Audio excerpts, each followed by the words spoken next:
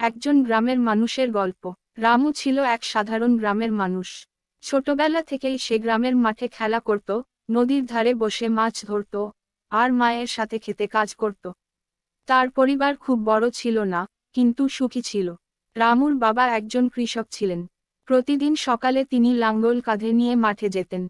রামুও বাবার সাথে মাঠে যেত, ফসলের যত্ন নিতে শিখত। মা ঘরে রান্না করতেন, আর গরু বাছুরের দেখাশোনা করতেন। গ্রামের মানুষেরা ছিল একে অপরের খুব আপনজন। কেউ অসুস্থ হলে সবাই ছুটে আসত, কেউ বিপদে পড়লে সবাই সাহায্য করত। একদিন গ্রামের এক বৃদ্ধের ঘর আগুনে পুড়ে যায়।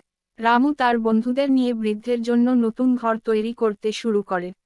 সবাই মিলে কাঠ সংগ্রহ করল, খড় ও বাঁশ জোগাড় করল। কয়েক দিনের মধ্যে বৃদ্ধের নতুন ঘর তৈরি হয়ে গেল। বৃদ্ধ আনন্দে কেঁদে ফেললেন এবং রামুকে আশীর্বাদ দিলেন।